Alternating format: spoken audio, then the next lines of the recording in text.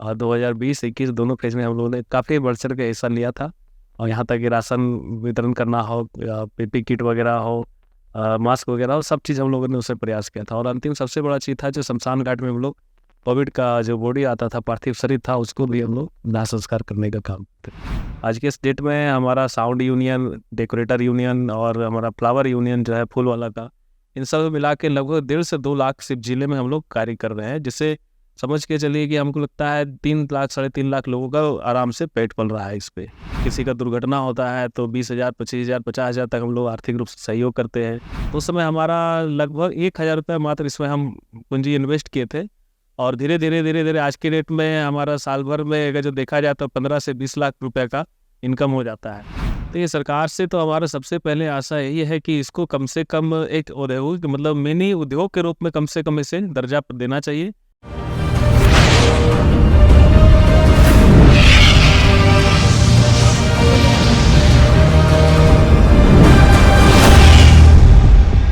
नमस्कार, मैं अभयराज और आप देख रहे हैं आपकी सभा। आज हम फिर से हाजिर हैं आपके सामने गिरिडीह के एक और समाज सेवी और प्रखर युवा प्रवक्ता श्री रामजी यादव के साथ। रामजी यादव गिरिडीह के लिए एक बहुत ही जाना माना चेहरा है, जिन्होंने व्यापारिक क्षेत्र में, सामाजिक क्षेत्र में बहुत सारे कार्य किए हैं। तो रामजी सर, आपका स्वागत है हमारे इस चैनल में। अभिनंदन करते हैं जो इस शुरुआत की है, नए तरह का आप लोगों ने न्यूज़ चैनल पोर्टल को शुरुआत किया, इसके लिए हार्दिक अभिनंदन और धन्यवाद है आपको इसके लिए। तो सर, सबसे पहले आप बताइए कि आप अभी किस किस पद पर कार्य कर रहे हैं झारखंड के लिए और गिरिडीह के लिए।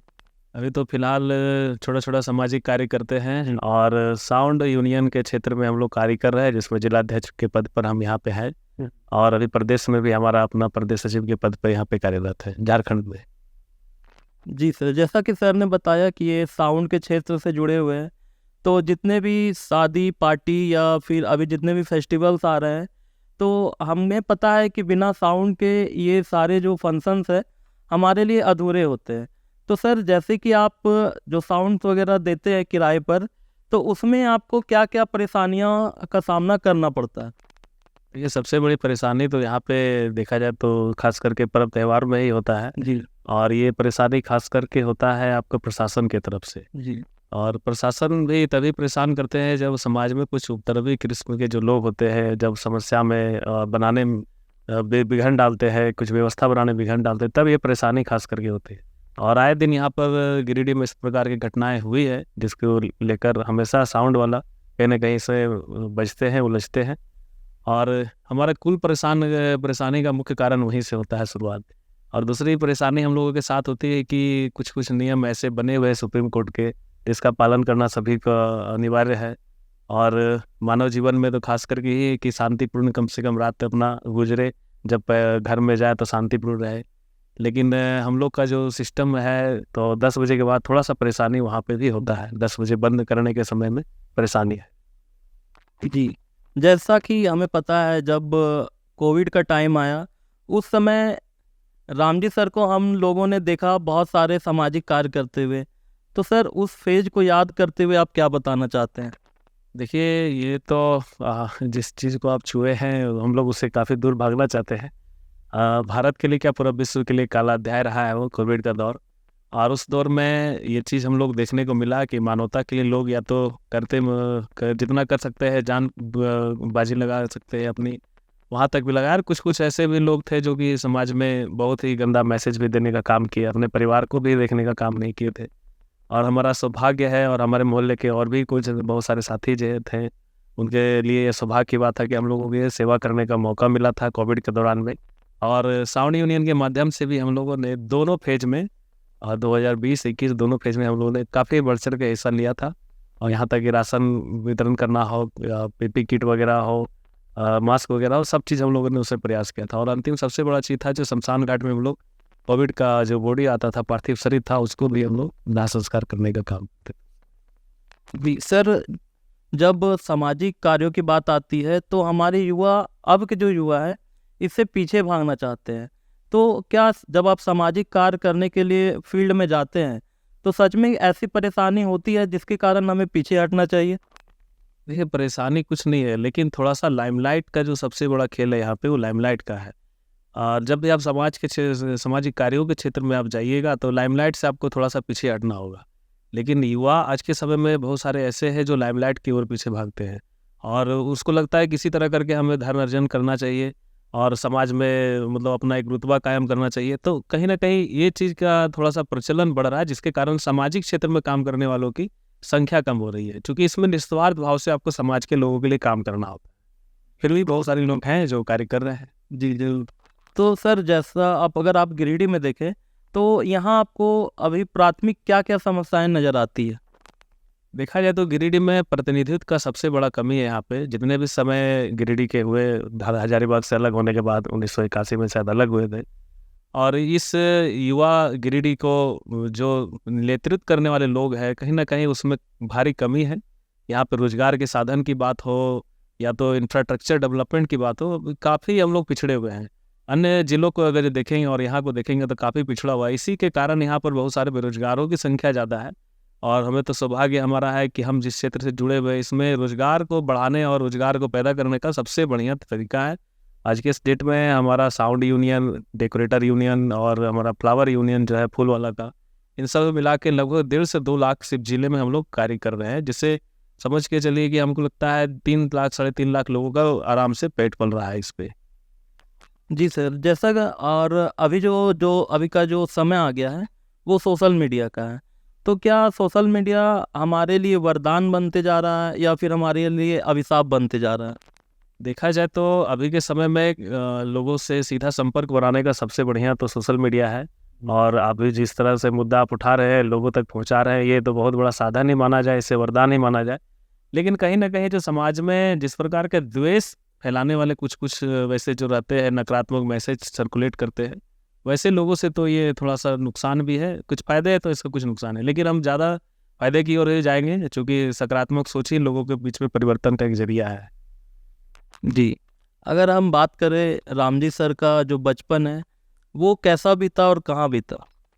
हमारा बचपन तो यहीं गिरिडीह में ही बीता है, और वैसे तो हम लोग लखीसराय से यहाँ पे आए हैं। जी। जब झारखंड अलग नहीं हुआ था, उस समय हमारे माता-पिता यहाँ पे आए हैं, उसी समय से हम लोग यहीं पे हैं। और बचपन एक हम लोग मध्यम वर्गीय परिवार जिस तरह से होता है, वैसे ही हम लोग का बचपन बीता है, और हमारे माता-पिता के आदर्श को ही हम लोग मानते हुए आगे बढ़ रहे हैं सारा चीज़ को लेके। ये समाज सेवा का भाव भी हमारे पिता से हमारे ऊपर आया है। जी। तो सर आप इस क्षेत्र में कितने लोगों को रोज़गार अभी दे रहे हैं? देखिए, इस क्षेत्र से केवल गिरिडीह शहर की बात की जाए तो लगभग 200 से अधिक ओनर हैं, और प्रत्येक ओनर के पास में 5 से 7 लोग काम करते हैं। तो यहाँ पर पूरे ज़िले की बात यदि करें तो हमारे पास में लगभग 2200 से 2300 लोग हमारे मतलब संचालक हैं जुड़े हुए, और प्रत्येक के पास किसी के पास 3 आदमी, किसी का 4 आदमी, ऐसे करके लगभग 50,000 लोगों को एकदम सीधे रूप से उसका घर चलाने का एक सीधा जरिया हम लोग पैदा कर रहे हैं इसमें।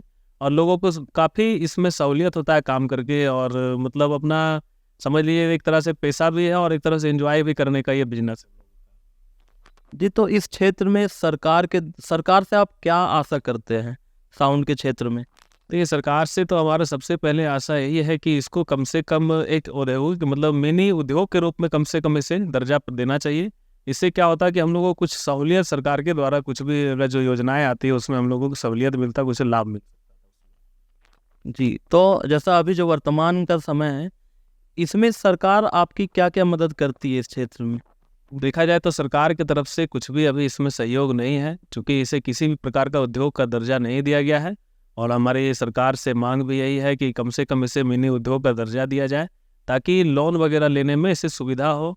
और हो सके तो सरकार का बहुत सारा ऐसा स्कीम होता है जिसमें रोजगार खड़ा करने के लिए पैसा देती है, अनुदान देती है, उसका भी हम लोगों को लाभ मिल सकता है। जी, तो जैसा कि आप साउंड एसोसिएशन के अध्यक्ष हैं, तो आप इस संगठन से जुड़े हुए लोग, आपके जो लोग हैं, उनके लिए आप क्या-क्या कर रहे हैं?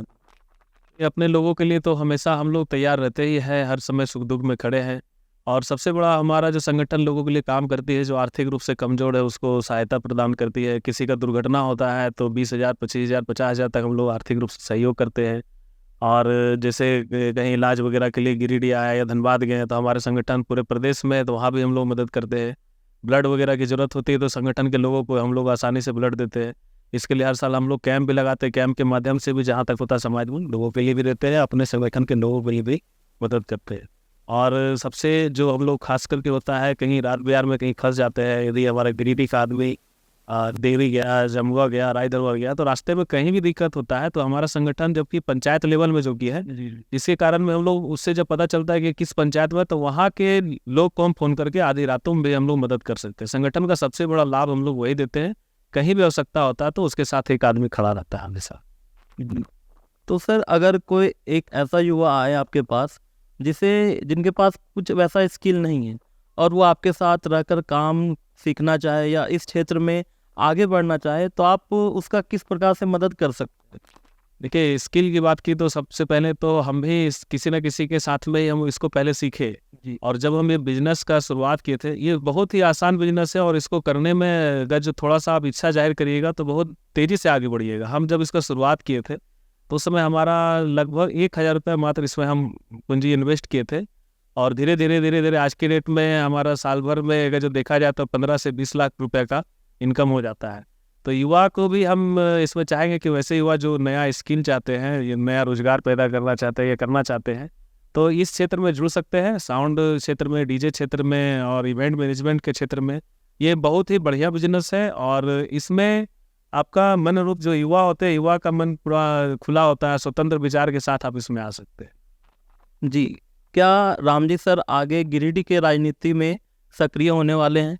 नहीं, हमारा सामाजिक कार्यकर्ता हम हैं और समाज के अंतिम पायदान में रह रहे लोगों का मदद करें, इसके लिए हम हमेशा हमको इसी बात के लिए खुशी होता है कि हम लोगों के काम आ सकते हैं। और इस बात के लिए हम शुक्रगुजार हैं यहाँ के बहुत सारे हमारे साथियों का, जो हमारे बैक साइड से खड़े रहते हैं एनी टाइम। हमको जहाँ भी आवश्यकता पड़ता है हमारे जो साथी लोग खड़े रहते हैं, उसके बदौलत हम लोग अंतिम पायदान में बैठे हुए लोगों को भी मदद करते हैं। ये हमारे लिए सबसे बड़ा पद है और यही हमारे लिए संतुष्टि का विषय है। जी, बहुत बहुत धन्यवाद सर। जब भी अगर हम वैसा स्किल का या फिर युवाओं से रिलेटेड किसी तरह का अगर समस्या होगा तो हम रामजी सर को फिर से ज़रूर याद करेंगे। आज समय देने के लिए आपका बहुत बहुत धन्यवाद रामजी सर। आपका भी बहुत बहुत धन्यवाद और आपके चैनल को भी शुभकामनाएं है। दिन दुगना रात दुगना तरक्की करे और खूब आगे तक जाए गिरिडीह। जी सर, जी सर, धन्यवाद।